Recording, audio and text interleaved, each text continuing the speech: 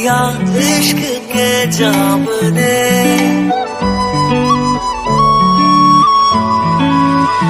मैं भी हूँ तू भी है आमने सामने। उसके बाद बोलोगे तो तुम्हारी लड़की का पीछा छोड़ दूंगा, लेकिन बहुत प्यार करता हूँ, ये वादा कर सकता हूँ कि लाइफ टाइम उसको अच्छे से खुश रखूंगा।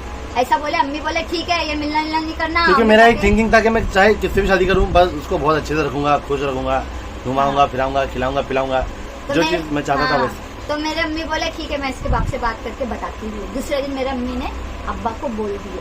अब अब्बा को बोले तो अब्बा सुने, मैं नीचे पाऊँ। मेरे अम्मी अब्बा की तरफ से तो कोई टेंशन नहीं था। भगा के लेकर आ। मेरे अम्मी बोलते हैं, मेरा अब्बा बोलते जो लड़की पसंद है, अम्मी अब्बा तो इतना नहीं बोलते, अम्मी बोलते बेटा जो लड़की पसंद है बता, अगर तेरे साथ शादी करने तैयार है तो बिंदास करके लेकर, मेरे को कोई टेंशन नहीं है। मेरे अम्मी बहुत फ्री माइंड थे, बहुत ज्यादा फ्री माइंड थे। मेरे को जितनी भी लड़की पसंद आई मैंने अपनी अम्मी को सब बताया, और मेरी अम्मी ने यहाँ तक ट्राई भी किए शादी करने के लिए, बात भी किए, लेकिन कुछ लोग ने झगड़ा कर लिया, कोई लोग तो घर पे धमकी देने आ गए थे, कुछ लोग तो मारा थोड़ी भी किए। अच्छा वो नहीं किए, तुम्हारी नसीब खराब थी, मैं तो मुंह पे बोलती हूँ भाई, वो हीरा मेरी नसीब में लिखा था तो मुझे मिला ना। हाँ। हर किसी की नसीब में नहीं होता ऐसा। कुछ लोग तो झूठ बोल के भी मेरे घर पे आ गए कि बोले हमारा लड़का मेरी सलाम कर रहा है, ऐसा वैसा बोल के। हाँ। तो मैं बोला मैंने तो कुछ बोला नहीं। मेरी अम्मी मेरे को बहुत प्यार करते थे, मेरे को ऐसे उंगली भी लगा देता था ना, मेरी अम्मी उसकी जिंदगी बर्बाद कर देते थे, बहुत प्यार करते थे। सही बात है, इसलिए उनके बाद अभी तो मैं 2-3 लोग मेरे को मेरे घर के पास खड़े रह के पीछे से मेरे को बोल रहे थे यही है सलाम किया कल रात को, ऐसा सब बोले। और मेरी अम्मी को बताया, मेरी अम्मी तो कोई ऐसा तो कर रहे, मेरी अम्मी ने सीधा वाट लगा दी, लोग बोले हाथ लगा के दिखा मेरे बेटे को, ऐसा वैसा। फिर बाद में अरे नहीं करना मत करो, खुद का घर आदमी पैदा होता था, खुद का घर थोड़ी लेके आता जेब में, खुद का घर लेके तो नहीं आता ना, यहाँ दुनिया में आता है, मेहनत करता तब बनता है ना। हम बोलेंगे तो फिर मेरे अब्बा ने जैसी मैं ऊपर चढ़ी, मेरे अब्बा ने बोले सुन। मैं बोली हाँ अब्बा। बोले लड़के को बोल ज्यादा घाई ना करे, अभी हम लोग तहकीकात करेंगे, लेकिन तू उसको बताएगी नहीं। मैं खुश हो गई, मैं बोली अरे वाह। हाँ अब्बा ठीक है ओके।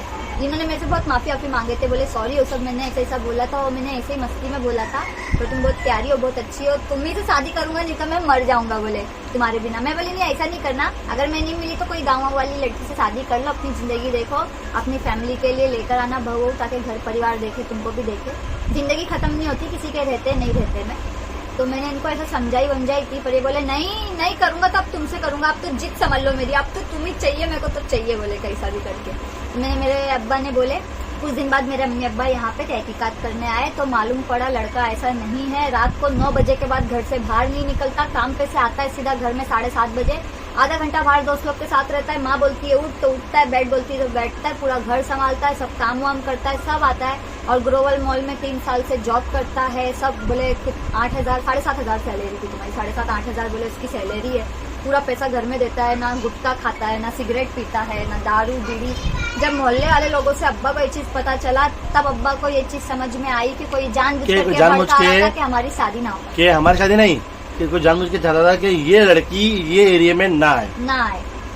तो उस चक्कर में हमारी शादी नहीं होने दी जा रही थी। तब मेरा अब्बा गुस्से में आया, बोले अब तो इसी से शादी कराऊंगा। और बहुत लोग बोले इससे क्या करा रहे, सोचा कि शादी से करवा दो, अच्छा नहीं है। उस टाइमिंग पे ना कैसा मेरी बड़ी बहन और सब लोग बहुत गुस्से में थे, बोले अब्बा उसका खुद का घर नहीं है, शादी करा के दे रहे हो, कल को भाग गया तो भैया लोग ज्यादातर भाग जाते हैं। मैं बोला भागूंगा तो मैं बोला ना भागूंगा तो साथ में लेके भागूंगा, तो वो भी तो शॉर्ट है, तो बोले भाग जाएगा तो ऐसा करेगा तो वैसा करेगा, तो हाँ इससे अच्छा बोले किसी दुहाजे से शादी करा दो, मतलब जो शादीशुदा होते हैं तलाकशुदा, बोले उनसे करा देते, कम से कम सुकून से तो रहेगी। तो बोले चुप बैठो, सबकी जिंदगी करके दे दिया ना, अभी उसकी जिंदगी उसकी नसीब, क्या पता बंगले वाले को शादी करा के दूं, कल को अगर वो झोपड़पट्टी में आ जाए तो तुम लोग जाओगे क्या उसको संभालने, उसको घर देने? उसकी नसीब क्या पता झोपड़पट्टी में, चल मानता हूँ खुद का घर नहीं है, उसको करके दे दूं, कल बंगला बना ले तो हाँ, अगर जोड़ा लिखा रहेगा तो होएगी, नहीं लिखा रहेगा तो नहीं होएगी। मैं घर वर का नहीं सोचता, नसीब है हाँ ये कि खाली भागे नहीं तो इनको फिर से बुलाए मेरे अब्बा ने, और ये अकेले आए। मैंने वो दिन पुलाव उलाव बना के रखी थी है ना, चीला विला भी बनाया था, खाए इन्होंने मस्त में बैठ के चेपे वेपे। तो अब्बा बोले क्या क्या प्रूफ है, बोले आधार कार्ड पैन कार्ड ये सब है, बोले मतलब था पहले से है, ऐसा लग रहा था मैं लाइसेंस बनाने के लिए, लाइसेंस बनाने के पूरा इनसे अब्बा ने पूछे, बोले गाँव में अब्बा सब है, तो बोले कभी छोड़ के भाग गया तो ऐसा मेरा अब्बा बोले भाग गया तो भाग गया अंकल, भागूंगा तो उसको साथ लेके भागूंगा, उसको छोड़ के भाग के क्या फायदा मेरा, ऐसा बोले मेरा अब्बा हंसे। तो थोड़ा मस्ती दिखी इनमें अब्बा को, तो अब्बा बोले और कमाता है तो मेरी बेटी को खुश रखेगा, बोले देखो अंकल 2 वक्त की रोटी दूंगा लेकिन सुकून की दूंगा, बहुत प्यार करूंगा, अच्छे से रखूंगा, ये मेरा खुद से वादा है। तुम्हारे से हमारी बेटी का पेट कभी खाली नहीं रखूंगा। नहीं, ये अच्छा हुआ ये डायलॉग नहीं बोले, अच्छा हुआ ये डायलॉग इन्होंने नहीं बोले। नहीं तो ये हर महीना नहीं हर साल नंबर लगाए रहते हैं। नहीं, ये वाला वादा मैंने नहीं करने दिया, मैंने नहीं किया था। हाँ, ये वाला वादा नहीं किए थे।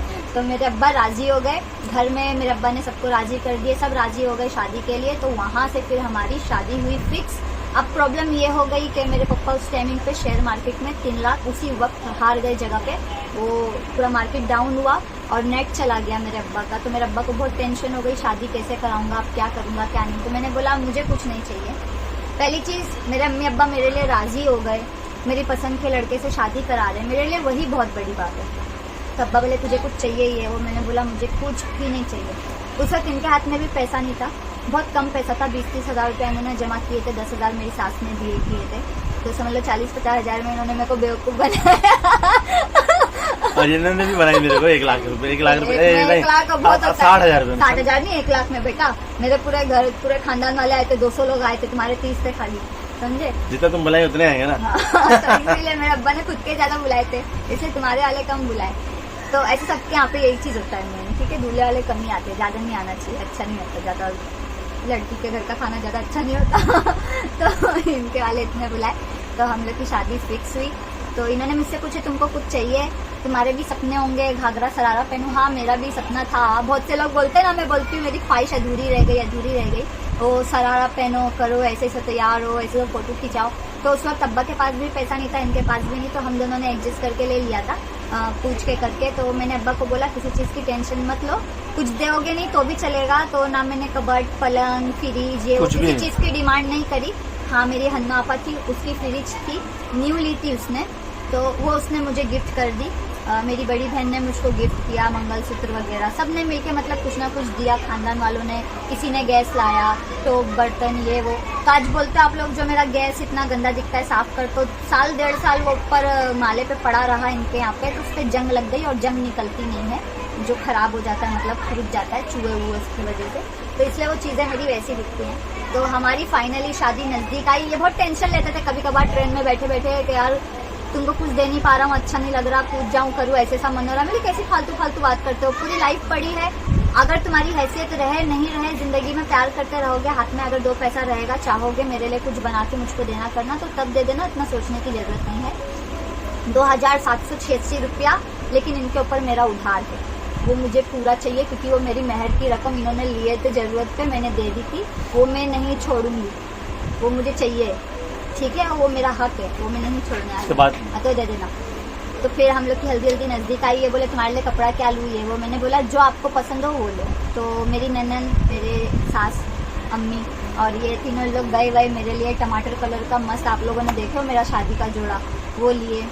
और खाली हाँ, मेरी ननन ने मेरे लिए, लेकिन हाँ बोल करके लेती थी कि भाभी को वो जूड़ा पिनाना, बोले जूड़ा हाथ में, जूड़ा अच्छा लगता है जैसा मैं पहनती हूँ, आप लोग देखते हो रेड कलर का। तो उस टाइमिंग पे वो दूसरा वाला था, वो लिए थे। साथ में सुहागन चूड़ी, 5 जोड़ी कपड़ा इनके यहाँ से आया, 5-7 जोड़ी मेरे अब्बा ने रखे थे। सब कच्चे कपड़े हम लोग ने ज़्यादा रखे थे, ताकि मतलब ऐसा मैं पहन सकूँ, कभी भी सिला के करके, कभी मोटी हो गई तो। पर मैं आज तक मोटी नहीं हुई। हमारी शादी को 7 साल हो गया, अभी मई आएगा, मई की 4 तारीख को हमारे को 8 साल कंप्लीट हो जाएगा, लेकिन मैं मोटी नहीं हुई।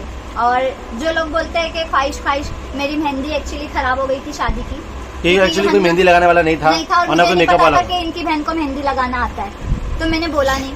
और मैं मेकअप खुद अच्छा करती थी, तो मेरी बहन ने बोली, नया सीख रही थी, बोले मैं करूंगी। अब उस वक्त उन लोग को पता नहीं था कि जो लाइनर उन लोग ने लाए थे, मोटा लगाते वो बार पपड़ी बन के निकलने में आंखें मेरी सूज गई थी, इतना बड़ा हो गया था, तो मेकअप खराब हो गया था।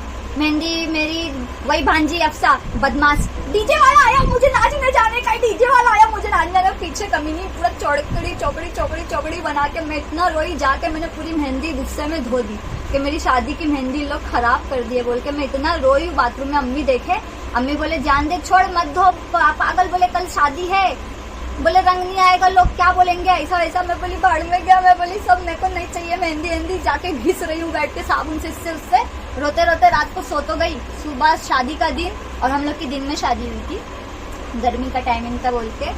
सुबह उठ के देखे अम्मी मेरे को नींद में से उठाए, बोलते उठ जरा उठ। बोले हाँ अम्मी क्या हुआ, बोले हाथ देख तेरा हाथ देख। हाथ देखी तो ऐसा काला काला, बोलते थे लड़का कितना प्यार करता है। कल बैठ के बोले पत्थर लेके मेहंदी छुड़ा रही थी पानी साबुन से, और कलर देखो कैसा आया है। बोले माशाल्लाह, बोले जान दे छोड़, बोले कलर की वजह से अच्छा लग रहा है बोल के। क्योंकि मेरी बड़ी बहन को आने में टाइम हो गया था, वो अच्छी मेहंदी लगाती है, वो थोड़ा फूल वगैरह का काम करती है, तो उसकी वजह से वो टाइम पे आ नहीं पाई थी बेचारी। इसके घर में भी मेहमान आ गए थे, जो गोरे गांव में रहती है, मेरी सबसे बड़ी वाली बहन, मेरी छोटी माँ जिसको बोलती हूँ मैं, सादिया फरहान की मम्मी। तो उसको बहुत अफसोस हुआ था, तो उसने पीछे चौकड़ी चौकड़ी वो चेक्स बनाई थी, फिर उसने उसको सही करी थी, तो थोड़ी ठीक हुई थोड़ी सी। तो वही इसीलिए फिर हम लोग की शादी फाइनली अल्हम्दुलिल्लाह अच्छे से 4 मई को 2014 में 4 मई 2014 में हमारी शादी हुई। जस्ट 1 मंथ बाद मैं प्रेग्नेंट हो गई। फिर मैं अपने मायके, मतलब ये मुझे जानने एक्चुअली हम लोग नहीं चाहते थे कि बहुत जल्दी हो, हाँ, पर हम लोगों को अक्कल नहीं थी। अक्ल नहीं थी, हाँ, और किसी ने एडवाइस भी नहीं दिया था। हाँ, तो इसीलिए तो कोई बात नहीं, वो तो और हम लोगों ने 2 बार मर्जी सोचे भी कि हटा दें नहीं हटाएं, तो सब तो- ये बोले पहली औलाद है तो ऐसा और नहीं मैंने भी करना सोचा कि नहीं अब रहने दो, नेक्स्ट टाइम चाहिए। इंशाल्लाह इंशाल्लाह लंबा गैप करेंगे। हाँ, तो लंबा ही गैप कर लिया इधर। एकदम लंबा गैप कर लिए। और ये उमेर हम लोग को, मतलब उमेर हम लोग सोचे नहीं थे कि हम लोग जल्दी करेंगे। हम सोचे थे पहले आराम से लाइफ एंजॉय थोड़ा करेंगे, मतलब घूमेंगे फिरेंगे। थोड़ा पैसा जमा करें, करेंगे, उसके फिर- बाद फिर औलाद का सोचेंगे। पर कोई नहीं, देने वाला ऊपर वाला है, नसीब वाले हैं हम के भाई चलो दिया है। पागल है कैसा भी है, पर हमसे मोहब्बत मस्तीखोर करता है, मस्तीखोर है, लेकिन हमसे मोहब्बत करता है, खाने के लिए वेट करता है। भले हमको 12-1 बज जाए, अगर हम बाहर रहेंगे तो वो बिना हमारे खाए रहता नहीं है, साथ खाता है, पीता है, सब करता है हमारे लिए। और हमारे को हमारी इज्जत करता है, हमसे प्यार करता है, हमारे लिए वही बड़ी बात हुई, कुछ चालू सा कमीनापन। तो फिर मैं प्रेग्नेंट हो गई, और ये मेरे को मायके जाने नहीं देते थे। इन्होंने वलीमे की रात को जैसा दुल्हन जाती है अपने घर, इन्होंने मुझे वो भी जाने नहीं दी। नहीं जाएगी वो, मैं नहीं भेजूंगा, अब वो यहीं मेरे पास रहेगी, मेरे को नजर के सामने चाहिए बोले 24 घंटे। तो इनकी वजह से सालों सालों तक, 1 साल तो मैं मायके गई नहीं। ये उमेर पैदा हुआ यहीं पे, मैंने यहीं नाम लिखाया था। शताब्दी में अकेले भागदौड़ करती थी शुरुआत के दिनों में। थोड़ा मेरे दोनों देवर लास्ट के जाते थे, छोटू भी जाता था, वसीम भी। आमिर भाई मेरे को यहाँ 6 नंबर वाले पे छोड़ते थे, हाथी गार्डन पे, तो 6 नंबर पे भी नाम लिखाई थी, शताब्दी में भी नाम लिखाई थी। तो वहाँ पे कैसा सोनोग्राफी सस्ते में हो जाती थी। अभी जैसी कंडीशन तो वैसा चला के लेना पड़े, वहाँ 100 रुपये में हो जाता था, बाहर तो 1500-1600 लगता था। अभी ये 7,500-8 हजार कमाते थे, अपनी फैमिली में 6,000 देते थे 2,000 में। जिससे कभी कहीं हम लोगों को जाना हुआ, या मेरा दवा पानी का खर्चा वगैरह वो सब निकालते थे। तो हम लोग ने कभी मतलब अपनी कोई ख्वाहिश पूरी नहीं करी, कुछ लेना खाना घूमना करना ये सब नहीं किया। तो वो चलते चलते हम लोग का 5 साल ऐसे ही निकला। उमेर को हम लोग कुछ दिला नहीं पाते थे, उसको मतलब कुछ भी चाहिए रहेगा तो उसकी स्कूल में डालने के लिए भी किसी और से मांग के लेना पड़ा। शुरुआत का मेरी सास से थोड़ा ली, थोड़ा मैंने मिलाई, थोड़ा अपने फ्रेंड से लिए थे, तब उसका एडमिशन किए। फिर वो पैसा हम लोग ने बाद में थोड़ा थोड़ा करके चुकाए। ऐसा करते करते करते करते समझ लो हमारे ये 7 साल ऐसा लाइफ गुजरी है। अभी अल्हम्दुलिल्लाह पिछले 1 साल से जब से यूट्यूब स्टार्ट किए तो हमारी कंडीशन अभी थोड़ी अच्छी हो रही है। अभी आप लोग बोलते हो घर चेंज करो, इंशाल्लाह वो भी जल्दी करेंगे, ढूंढ रहे हैं, लेकिन जैसा ढूंढ रहे हैं वैसा नहीं मिल रहा है। हमें चाहिए हैवी पे और नजदीक में, कि घर वालों से दूर ना हो। मेरी 12th पढ़ाई हुई है, और मैं 9वीं तक नहीं, 9वीं के शुरुआत के 2 हफ्ता पढ़ी हुए कुछ, तो 8वीं तक पढ़ी हूँ पक्का। पर मुझे इंग्लिश मैंने 12th किया है, वो भी प्राइवेट, इसलिए मुझे ज्यादा कुछ आता नहीं है। नहीं, मुझे सिर्फ जॉब के लिए मैंने इतना मेहनत किया। हाँ, और मुझे इंग्लिश इसलिए आती है क्योंकि मुझे शौक था अलग अलग लैंग्वेज सीखने का, तो मैं बुक्स लेकर आती थी और यहाँ सीखती थी। अहमदाबाद में रही हूँ तो वहाँ के पेपर पढ़ के पूछ के, तो वहाँ की थोड़ी पढ़ना मुझे आता है, गुजराती थोड़ा बहुत पढ़ के, हिंदी आती है, मराठी पढ़ लेती हूँ, समझ लेती हूँ, बोलने में मुश्किल होती है। महाराष्ट्रन हूँ तो वो चीज़ तो ज़रूरी है यार। और रही बात उर्दू, तो मुझे माशाल्लाह बहुत अच्छी आती है। अरबी तो कुरान तो मेरा कई बार माशाल्लाह ख़त्म हुआ है अल्हम्दुलिल्लाह। और साथ ही साथ में बोलेंगे इंग्लिश मुझे समझ लेती हूँ, कुछ कभी कहीं नहीं समझ में आती है थोड़ी बहुत। हाँ, और लिखने में थोड़ी, मुझको बोलने में थोड़ी प्रॉब्लम होती है, कभी कभार अटक जाती हूँ, टूटी बोलती हूँ, आगे का पीछे मिला के बोलती हूँ, लेकिन गट्स करके बोल देती हूँ, फर्क नहीं पड़ता, सामने वाला समझ ले बस। ये बहुत डरते हैं। और मैंने 2011 से और 2021 तक जॉब किया है रेस्टोरेंट लाइन में। पहले तो मैं 4 साल मैंने जॉब किया थिएटर में, रॉयल में ही किया, सिनेमैक्स में। फिर उसके बाद मैं गया टी विला कैफ़े में, वहाँ पे 1 साल किया। फिर उसके बाद जुहू में किया, डायनेमिक मॉल में, वहाँ पे 1 साल किया। फिर उसके बाद अरोमास में आया 2016 में। वो अरोमास में मैंने 2016 से 2020 से 21 तक काम किया है। बहुत। और उससे पहले मेरी लीला लाइफ में भी किए। जब न्यू शादी हुई थी तो मैंने उनको बोला जाओ, हाथ में एक्सपीरियंस आएगा। बोले ऐसा पहले कभी नई जगह किया नहीं है। तो मैंने एक पॉपकॉर्न बेचने वाले से शादी किया था, आज एक कॉफी मेकर है और ठीक है ना, एडिटर भी बहुत है मेरे एडिटर पति के हाथ में। एडिटर है, पेंटर भी है और कॉफी मेकर भी है, पॉपकॉर्न मेकर भी है, फूड मेकर भी है और क्या हो जानू, और कारपेंटरी का भी काम किए ठीक है 1 साल लॉकडाउन में, ठीक है ना। घर के लिए जो लोग और मैंने ना काम नहीं करता, जब ये बैठा जॉब से रहता। पहले मैं ट्रांसपोर्ट में काम करता था। ट्रांसपोर्ट में जो बहुत बड़े बड़े बॉक्स जो उठा के ये दुकान से वो दुकान पे मैं पहुंचाता था। तो ये मेरी हड्डी देखो आप, हड्डी दिख रही है बाहर, ये हड्डी मेरी वो ऐसा उठा के मेरी हड्डी बाहर आ गई। यहाँ पे नहीं दिखेगी, देखो नहीं दिखेगी, यहाँ है ही नहीं ये, क्योंकि दिखेगी क्योंकि मेरे को यहाँ उठाना पड़ता था इससे। और वो भी बड़े बड़े कम से कम 25 किलो 30 किलो 40 किलो ऐसा वजन उठा के ट्रक के आगे का ढक्कन उठा के हम लोग काम करते थे। रोज का मुझे 150 रुपये मिलता था वो टाइम पे जब मैं ऐसा उठा के जाता था। तब मैं प्राइवेट जॉब करता था, प्राइवेट पढ़ाई करता था, तो मुझे इसकी फीस भरने रहती थी, तब मैं वो काम करता था। और यहाँ तक कि फिर जब हमारी कंडीशन ज़्यादा ख़राब होती थी हमारी फैमिली की, मेरे अब्बा मैं हम लोग रैबिट ढोते थे, रैबिट रेती सीमेंट ईंट हम लोग सर पे उठा के एक दूसरे घर में डालते थे जहाँ घर बनता था, तब हम लोग के घर में खाना बनता था। तो आप लोग बोलते हो शफीक भाई काम नहीं करते, काम चोर है। मैंने अपनी लाइफ में ऐसा काम किया हो ना कि कोई नहीं कर पाएगा, कोई किया नहीं, हसल भी काम नहीं करी होगी, नहीं करेगी। यहाँ तक कि हम लोग ने, मेरे अब्बा मैं, हम लोग ने गटर साफ करने तक का काम किया हम लोग ने, मेरे अब्बा हम लोग मिलके। क्योंकि वो टाइम पे हम लोग पीछे माड़ा में खड्डा बोलते हैं, खड्डा, वहाँ बावड़ी थी, वहाँ से पानी आता था नल का सुबह 6 बजे 5 बजे। तो वो कैन मेरा अब्बा हम लोग ले जाके हम लोग सुबह 5 बजे लाइन लगा के कैन भरते थे। वो कैन हम लोग 5-5 रुपये में यहाँ बेचते थे लोगों को, तो हम लोग घर में खाना बनता था। फिर हम लोग रेती सीमेंट ईंट उठा के ये घर से डालते थे, कॉन्टेक्ट लेते थे। मेरा बताओ हम लोग के घर में वो सब आता था। फिर मैंने ट्रांसपोर्ट में किया, ट्रांसपोर्ट में मैंने कम से कम 1.5 साल काम किया, रो के काम किया हूँ। इतने बड़े बड़े कार्टून आप लोग देखते हैं, देख रहे हो, बड़े बड़े ट्रक में बड़े बड़े बॉक्स रहते हैं, वो सब मैं उठाता था यहाँ पे। जब मैं टकला हुआ था ना, ये हिस्सा मेरा इतना पूरा गट्टा हो गया था, काला पड़ गया था। क्यों? और ये जो नाखून का हिस्सा ना, ये गट्टा हो गया था पूरा, क्योंकि वो जो प्लास्टिक पकड़ते थे ना हम लोग ऐसे खींचते थे, तो उससे ये पूरा निशान जम जाता था। और यहाँ पकड़ के हम लोग बड़े बड़े हाईवे पे रोड क्रॉस करके ये दुकान से वो दुकान पे हम लोग डालते थे। तो मुझे मिलता था सिर्फ 150 रुपया, उसमें से 100 रुपये मेरी अम्मी को देता था, 50 रुपये मैं रखता था मेरी प्राइवेट पढ़ाई के लिए। मैंने ये सब काम किया। हाँ, किसी लड़की के लिए नहीं, प्राइवेट पढ़ाई के लिए, जॉब करने के लिए। खुद अपनी पढ़ाई इन्होंने अपने पैसे से कंप्लीट करी है कि अपने माँ बाप को तकलीफ ना हो, ताकि तब मेरा जॉब, जब मैंने वो पढ़ाई 12th प्राइवेट पास किया यशवंतराव चौहान से, तब मेरा लाइफ का पहला जॉब था पेंटलून्स में। आप लोग मॉल जाते रहोगे, देखे होगे लोग पेंटलून्स, उसमें मेरा जॉब था पहला, 4,500 सैलरी। और उन्होंने रखे थे टीपी, मतलब टेम्पररी स्टाफ। तो मुझे पता नहीं था, जब मुझे पता चला टीपी का फुल फॉर्म, मैं 1 हफ्ते में काम छोड़ के भाग गया वहाँ। बोला मुझे टीपी ना सीपी नहीं बनना है, मुझे जॉब चाहिए परमानेंट। फिर मेरा दूसरा जॉब था ग्लोबल सिनेमैक्स में, वहाँ मेरी सैलरी थी 6,500 रुपया मंथली। तब मैंने वहाँ से स्टार्ट किया, तब मैंने 4 साल वो जॉब किया। मेरी शादी तक 7.5 हो गई, बढ़ गई थी 1000। फिर उसके बाद मैंने वो छोड़ के, एक आदमी ने मेरे को बोला यहाँ क्या कर रहा है, छोड़, तो अच्छा काम दिखाता। तो मैं टाइपिंग करता था, वो कार्ड बनाते थे, आधार कार्ड जैसा एक महाआश्रम कार्ड था, वो बनाता था मैं। कभी बैरमबाग, कभी दादर, कभी इधर उधर लोग लेके जाके मुझे बिठाते थे, और पैसा नहीं देते थे, पैसा खा गए थे सब, भाग गए छोड़ के।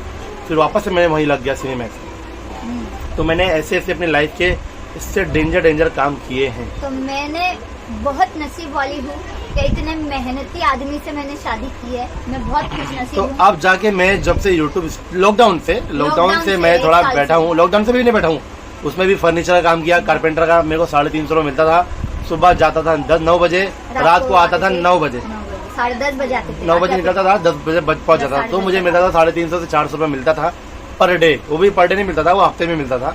तो मैंने लॉकडाउन में वो काम किया है। फिर उसके बाद मैंने कलर काम किया। बहुत से लोग बोलते हैं बाप के साथ दिखाने के लिए काम किया था, दिखाने के लिए नहीं, करने को अभी भी कर सकते हैं, लेकिन अभी काम कम है। और काम करने में कुछ नहीं है, काम करता था, बट क्या है, मेरा अब्बा का जो काम में लॉस हो जाता था, जल्दी पैसा दे नहीं पाते थे। मेरा खुद का सैलरी सबको पूरी नहीं दे पाते, बोले कि जान दो, अभी हम लोग का तो कहीं ना कहीं से आता ही है, पर घर के जो बाकी के 2 बच्चे हैं अभी उनको जरूरत है, क्योंकि उनके भी अभी नए छोटे बच्चे हुए हैं। तो इसीलिए छोटू और वसीम, यानी कि यासीन और वसीम दोनों इसलिए अब्बा के साथ करते हैं। और हम लोग का भी है, तो हम लोग कभी उन लोगों को सपोर्ट कर देते हैं, कभी अब्बा को, कभी मेरे अम्मी अब्बा को। तो हम लोग मिल के सब देखने की कोशिश करते हैं। तो अल्लाह का भी शुक्र है, और हमारे चाहने वालों का भी, कि बहुत हमारे को हेल्प भी किए हैं, हमारी वीडियोस देखे हैं। उस वक्त हम लोगों को बहुत प्यारे प्यारे वेलविशर भी मिले। 1 साल लॉकडाउन के अंदर 3 से 4 लोग ऐसे मिले थे, हर कोई नहीं, सिर्फ 3 से 4 लोग ऐसे थे जिनका लाइफ टाइम हम शुक्र अदा करेंगे, है कि नहीं जानू। तो हम लोग को कर्जा भी बहुत चढ़ गया था 1 साल लॉकडाउन में, हमने बहुत बुरे दिन देखे हैं। तो आज हमारे अच्छे दिन से जलने वालों के लिए बोलना चाहूंगी, जलते रहो, हमें फर्क नहीं पड़ता, क्योंकि भाई जिंदगी हमारी, आगे हमें कैसे चलाना है तो हमारे ऊपर है। तो फाइनली आज हमने आप लोगों को अपना लव स्टोरी दे दिया और मैंने अपनी लाइफ का बता दिया, मैंने क्या क्या काम किया, और भी बहुत सारे काम किया हूँ, बताया नहीं मैंने, नहीं बताया, इंशाल्लाह फिर जरूर बताएंगे। और ये कहना चाहूंगी जो आजकल के युवा जो बच्चे हैं, युवक जिनको प्यार हो जाता है और बहुत सी हदें भी पार कर देते हैं, पेरेंट्स का, परिवार का, किसी चीज का या खुद का भी नहीं सोचते देखते, तो कभी भी किसी पे डायरेक्ट ट्रस्ट मत करो। ठीक है, प्यार देने वाले 1000 मिलेंगे, लेकिन वो प्यार सच्चाई के झूठा पहले वो देखो, और सबसे पहले अपनी लाइफ बनाओ। और जिस प्यार में या जिस शादी में अगर आपके माँ बाप की रजा मंजूरी नहीं है, मतलब अगर वो राजी नहीं है, अगर उनको कुछ गलत लग रहा है, तो पहले उनसे कंसल्ट करो, क्योंकि माँ बाप का दिल दुखा करके अगर आप कोई भी लाइफ स्टार्ट करोगे उसमें कभी सफल नहीं हो पाओगे। तो हमेशा माँ बाप की दुआ पहले लेके चलो। प्यार तो जिंदगी में आते जाते रहेंगे, माँ बाप नहीं आते हैं दूसरे, ठीक है ना। तो अपने माँ बाप को पहला खुशी दो, उसके बाद प्यार परिवार दूसरा देखिएगा, कीजिएगा। तो ये मैं उन नए लोगों के लिए बोल रही हूँ, या जो रिलेशन में है, कभी भी पहले सामने वाले को आजमा लो, आंख बंद करके किसी पे भरोसा मत करो, नहीं तो वही सब होगा जैसा बीच में वो अहमदाबाद की वो आयशा का हुआ था। फिर नहीं, शादी क्या होगी, शादी करके रहेंगे पर कुछ महीने में अलग भी हो जाएंगे। कुछ महीने में मैंने बहुत सारे, हम दोनों ने ये चीज देखे हैं, कुछ महीने में अलग हो जाते हैं, झगड़े होने लग जाते हैं, मारपीट होती है। एक दूसरे की इज्जत करो, बहुत सी चीज देख के, झेल के, समझ के लेके चलना पड़ता है। हमने भी वो चीज किया है, हमने भी बहुत कुछ सुना है, नई नई शादियों में बहुत सी बातें सुननी पड़ती। घर वाले बोले नहीं बोले, मोहल्ले वाले ऐसे होते आके, बहुत काम कर रही है कि नहीं, काम कराओ, ज्यादा काम कराओ, पेट से है तो ऐसा वैसा। पर जब खुद की बेटी पेट से होती है ना, तब समझ में आता है कि उसको तकलीफ कैसी होती है। दूसरे की बेटी का हम इतना परवाह नहीं करते, बहू है, पेट से है तो क्या सो रही है, बैठ काम कर, बोले ज्यादा सोने का नहीं पेट से रह के। लेकिन जब अपनी औलाद पेट से होती है तो पता चलता है कि अरे उसको आराम नहीं मिल रहा, उसको कितना टेंशन है, ऐसा। तो हर किसी की औलाद होती है, उसको उसी तरीके से देखो, अलग अलग नजर से मत देखो, ठीक है। सब तकलीफ है ना, ऊपर वाला हर किसी को एक बराबर देता है, फिर चाहे पहले हो चाहे बाद में। और अपने माँ बाप को पहला खुश रखो, ऐसा नहीं उसने मुझे छोड़ दी, उसने मुझे छोड़ दिया, मैं फांसी लगा लूंगी, मैं नस काट लूंगा, मैं मर जाऊंगा। अरे उन माँ बाप का सोचो जो आपको पैदा करके आपको नई जिंदगी देते हैं और सोचते हैं कि आगे आप खुश रहो, आपसे किसी चीज की उम्मीद नहीं रखते, और अगर रख रहे हैं तो उनका हक है और आपका फर्ज है उनको वो चीज देना। तो अगर कोई ऐसा धोखा देता है ना, तो पहले अपने माँ बाप की मुस्कुराहट देखो, उनके लिए जियो, किसी के लिए मरने से 100 गुना बेहतर है, ठीक है। क्योंकि वो साथ हमेशा देंगे जब तक है, कोई दे नहीं दे। पर मेरे जानू तो अल्हम्दुलिल्लाह मेरे माँ बाप की दुआ भी साथ है। आज हम देखो कहाँ से कहाँ है। मेरे अब्बा तो बहुत खुश हैं, मेरे अब्बा तो सीधा बोलते हैं बहुत अच्छा दामाद है मेरा, मुंह पे नहीं बोलते इनके, नहीं तो सर पे चढ़ जाएंगे पर खुश रहते हैं। बात करते कभी कभी मुझे बोलते वो क्यों नहीं मेरे से बात करता, तो मैं बोलती नहीं अब्बा उनको शर्म आती है, ये शर्म के बारे में मुझे फोन, तुम बात करो ना, तुम बोलो ना, ऐसा करते हैं। तो फाइनली हमारी शादी हो गई अल्हम्दुलिल्लाह। लाइफ में आगे अब इसके बाद आपको शादी की वीडियोस मिलेगी। हाँ। जो इनकी बहन के पास है थोड़ी बहुत क्लिप लेना है, और मेरे पास थोड़ी बहुत मेरी क्लिप है, मैं वो डालूंगा। मुझे कुछ मिला नहीं मिला मुझे उससे फर्क नहीं पड़ता, पर मुझे इतना अच्छा पति मिला, मुझे उससे बहुत ज्यादा फर्क पड़ता है। तो इंशाल्लाह जिंदगी रही, अल्लाह ने अगर हिम्मत हम दोनों को दी और नसीब दिया तो हम घर भी इंशाल्लाह कर ही लेंगे, अपने परिवार के लिए भी और खुद के लिए भी।